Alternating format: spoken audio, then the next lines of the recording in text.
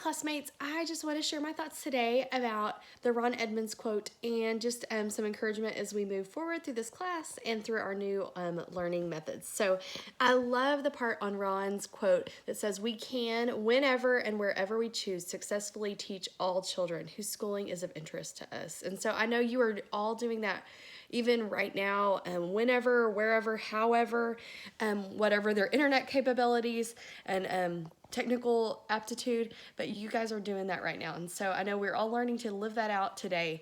And we already know we can do that. So just like you said, I think the greatest barrier, it can waver in some different things, but a lot of it has to do not so much with testing and pressures, but sometimes it has to do with just teachers' desire and effort. So, I mean, I think the effort, attitude, and desire of educators, but also the students, is just a huge component. And so I feel like educators are digging deep right now, in many cases showing just some real grit, showing some strength and desire to really, really help students even from a distance. And I'm excited for that to continue, that passion, that desire to be back at school, for teachers to live that out in the classroom, just like we're doing from our distance learning classrooms. So as part two, and just it's kind of reflective to think about your time as a learner rather than a student. And so I just really want to think back to the time.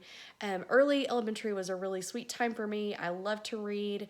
And in second and third grade, I had a really great teacher. In second grade, I lived in Wichita Falls, Texas. And then halfway through, I moved. Halfway through third grade, I moved about 5 or 6 hours away to Midland, Texas. And so I had been reading and happy, and a sweet lady, I always say Mrs. Shores, inspired me to teach later in second and then half of third grade. And then halfway through the year, I moved. And that was a shock to me emotionally, but also just academically. They were doing Excel math, and I was behind, and I didn't know anything about multiplication. And so all the joy and fun of learning in second and the first half of third grade kind of was lost as I moved into this new place, into this new school, and kind of into this new mindset that I wasn't as good of a student as I had been before. So it was just kind of this beat down. And so I just, I had to learn some new things really fast. And even though I was pretty capable, I just really remember feeling like my teacher didn't really care that much about me, where previously I'd come from a really, really nurturing environment and a classroom.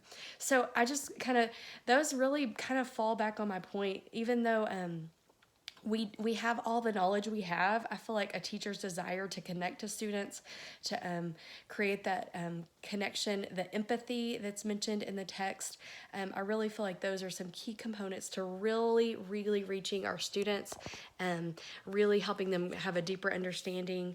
And also, I feel like the last thing I want to share is that self-knowledge. I feel like teachers can either help students understand themselves, understand their difficulties and joys, but also just by connecting with them, help them understand who they are and what they want to be better. So cheers to all of you as you help support your students in that way, making things better for your students, connecting and teaching in a whole new way. So keep it up. Have a great day.